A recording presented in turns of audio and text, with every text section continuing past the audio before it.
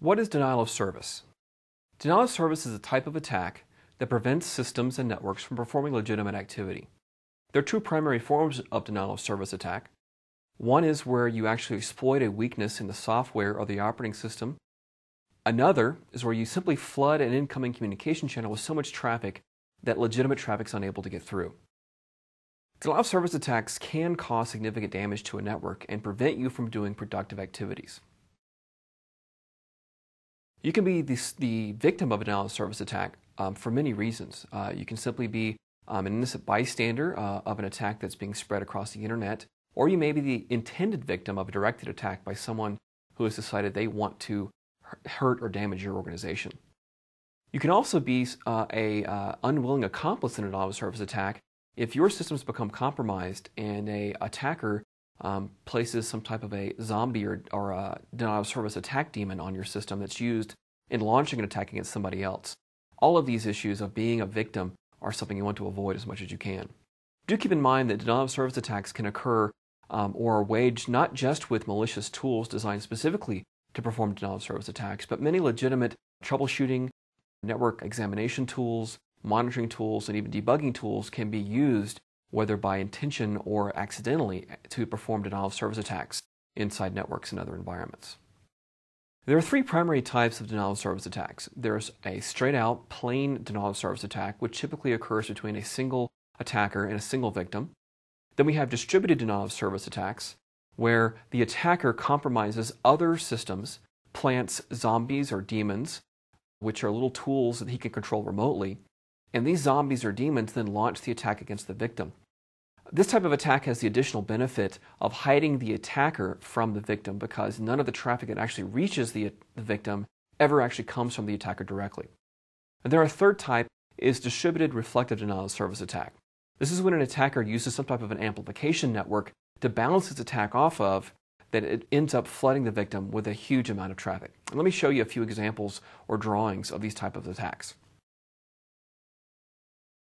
In a denial of service attack,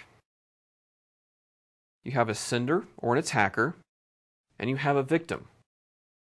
In this type of attack, the sender sends over some type of transmission that either affects the victim's computer system directly, causing a problem where it can't respond to legitimate traffic, or he sends so much information to the communication pipeline of the victim that it can't respond to legitimate traffic. So a straight-out denial of service attack, it's usually one attacker, one source, attacking one victim or one target.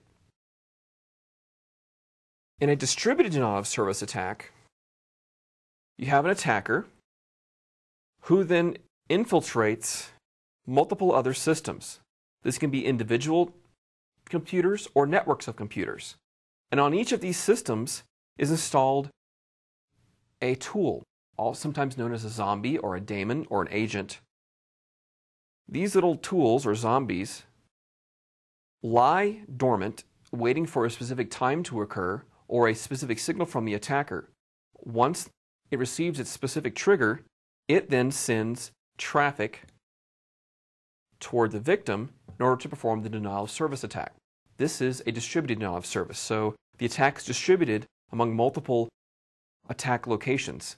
Another benefit from the attacker's perspective of this type of attack is that his identity is hidden completely from the victim because none of the packets for the transmissions going to the victim's computer originate from the original attacker because there's a middle ground of these violated systems that are actually launching the attack.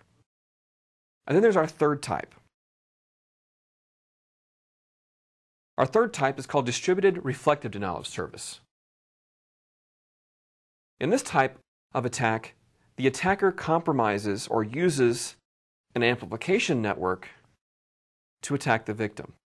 One very common example of this type of attack is known as the Smurf attack. And let me illustrate what a distributed reflective denial of service attack is by describing the Smurf attack itself. The way this happens is the attacker sends out a packet.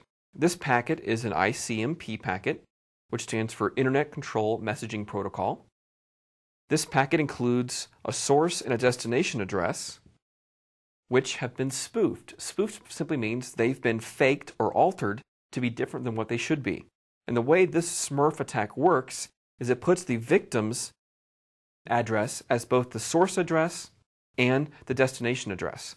But this particular packet is directed toward an amplification network. This amplification network has multiple systems inside of it. Each of it receives a copy of this ICMP packet.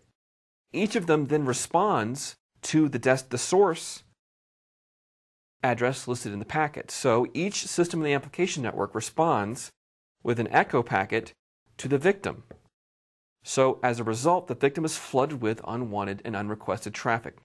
So this is called a Smurf attack when it employs ICMP packets that have been spoofed with the victim's IP address as both the source and the destination address. There's another related denial of service attack that's another distributed reflective denial of service attack called Fraggle. Fraggle is the exact same type of attack, however, it uses UDP packets instead of ICMP packets. UDP stands for User Datagram Protocol, and it's one of the protocols inside the TCP/IP suite. Once again, the attacker spoofs the addresses inside of a special UDP packet to an amplification network, which then transmits multiple reflections back to the intended victim and overwhelming their incoming pipeline and making them unable to respond to legitimate activities. We've already mentioned two primary types of denial of service attacks, Smurf and Fraggle. Smurf uses ICMP packets and requires an amplification network. We've also mentioned Fraggle. Fraggle uses UDP packets and also requires an amplification network. But these are not the only two types of denial of service attacks that are out there on the internet. There are probably hundreds, if not thousands, of different variations of attacks. And there are a few more you need to be aware of. Let's talk about ping floods. Ping floods also use ICMP packets. It simply means that you send lots and lots of ping packets to the intended victim so that they have their incoming pipeline filled with unwanted traffic. Another type of attack is called a SYN flood. A SYN flood attack is a specific type of attack that exploits a typical process used by the TCP/IP protocol, the protocol used on the internet. This process is called the three-way handshake process. Let me explain what that is quickly so you can understand what a SYN flood actually is. Inside a TCP/IP communication, the session first has to be established. That session will be between a server and a client. The client first attempts to communicate with the server by transmitting what is called a SYN packet or a synchronized packet. This tells the server, hey, I would like to communicate with you. If the server has open connections, it responds with a synchronized acknowledgement packet or a SYN-ACK packet, which tells the client, I acknowledge your synchronized packet and I send you a synchronization packet that you need to acknowledge in order to complete this three-way handshake. So if everything is okay, the client sends a final acknowledgement packet, and now the communication session's open and normal data transmission can occur. The SYN flood type of denial of service attack is a specific type of attack where the client is not really just a client, they are an attacker. And this attacker chooses to send multiple SYN packets to a server, will receive multiple responses of SYN-ACK packets, but will never send the final acknowledgement packet. It will just ignore the SYN-ACK packets. This causes the server to keep sessions open and waiting for that final acknowledgement, and therefore consuming all of its system resources and makes it unable to respond to legitimate activity. So a SYN flood takes advantage of this three-way handshake process by breaking the last and third part of the handshake, which causes the server to no longer be able to respond properly. So it breaks the SYN-ACK process. Our next type is called a LAN attack. The LAN attack is a type of synchronized attack which takes advantage of the three-way handshake process that the SYN flood attack takes advantage of. What it does, it takes this initial synchronized packet, which has a source and destination address, and spoofs these addresses or fakes them as the victim's address. What happens is that the recipient thinks that it's sending a synchronized packet to itself, from itself, and therefore it gets confused and locked into a loop because it tries to respond to itself, which makes another denial of service attack. And then we have teardrop.